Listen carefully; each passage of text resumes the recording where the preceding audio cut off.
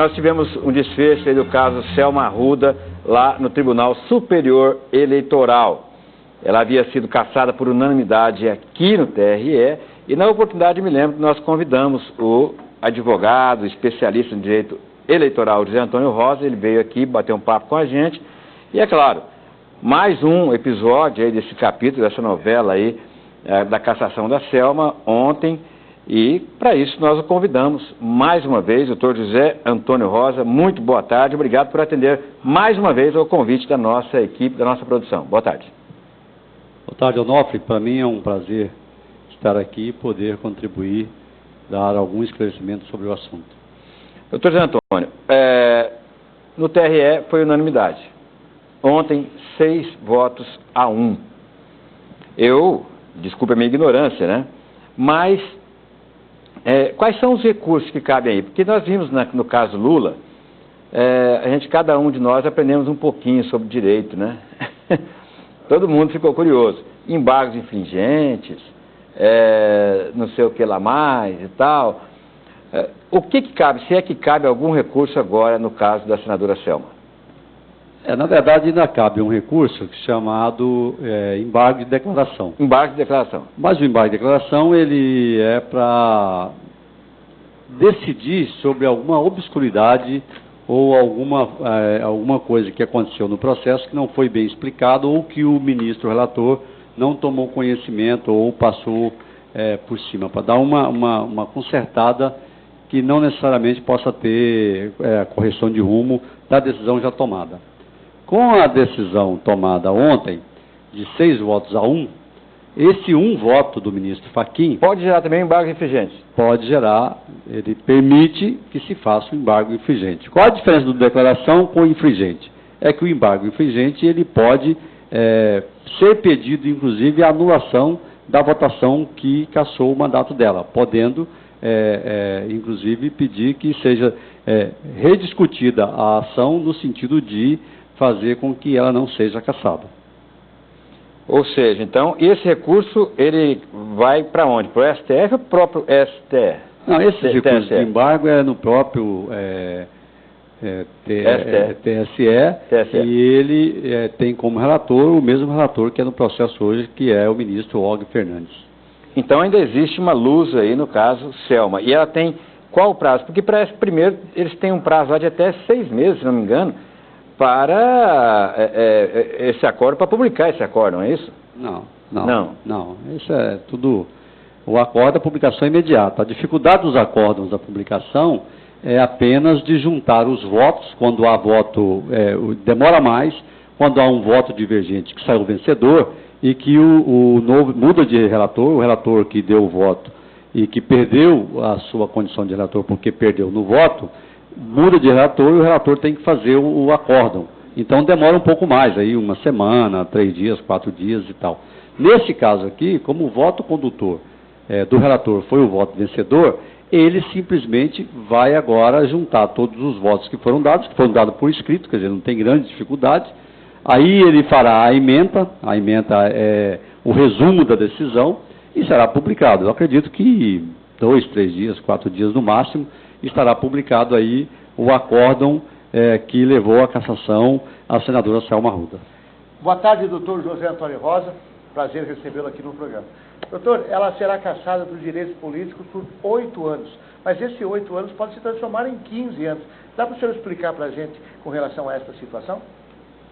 Nesse caso da cassação dos direitos políticos, ela é a cassação com base na lei eleitoral. Então, ela diverge um pouco daquela que é da ficha limpa, que o da ficha limpa, quando é barrado o candidato da ficha limpa, ele fica inelegível pelo período que durar aquela eleição, de 8 anos, que começando a contar do dia em que teve a eleição. Então, esse é da ficha limpa.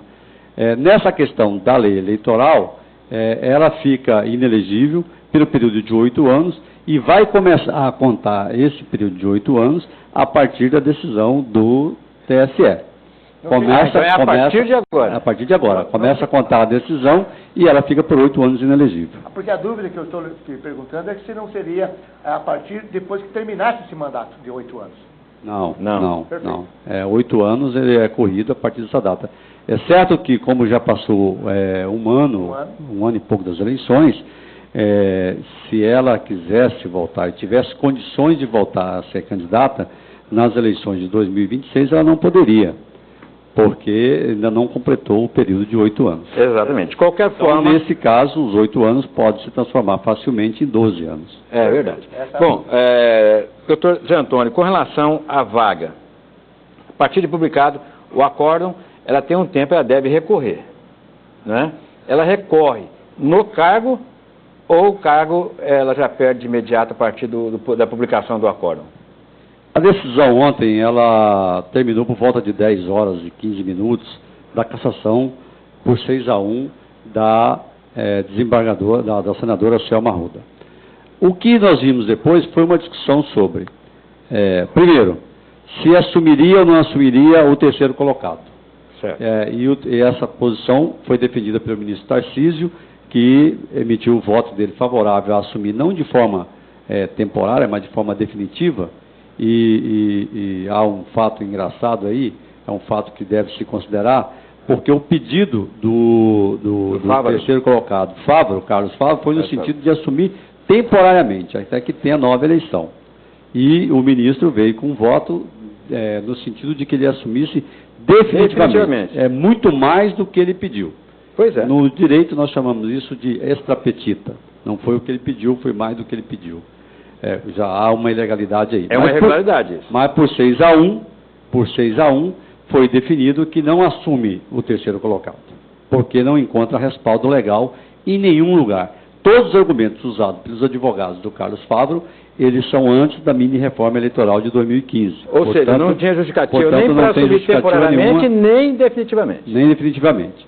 A outra discussão foi sobre a questão de se comunica ao Senado para que ela seja retirada do mandato logo depois da decisão, ou seja, hoje, né, seria o prazo de comunicação para o Senado Federal, ou se só faria isso depois de publicado o acórdão. A posição do ministro relator, Og Fernandes, foi no sentido de que esta comunicação será feita só após a publicação. Não veio no voto dele à tona porque essa decisão, mas na discussão dos ministros que tomaram partido, e por 5-2 ficou decidido que vai comunicar ao Senado só depois da publicação do acordo, imediatamente após, 3 ou 4 dias, agora por 5-2, sendo vencido o ministro Luiz Barroso e o ministro Fachin. Os dois pontuaram no sentido de que devia se fazer de imediato.